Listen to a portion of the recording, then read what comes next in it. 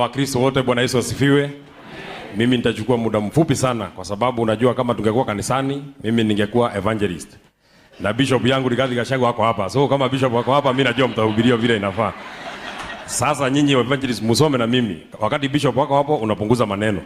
Kwa hivyo mimi nataka nishukuru sana. Bishop, nimesikia ukituambia tuliongozwa na Rigathi Gachagua tukapiga kura na tukakosea.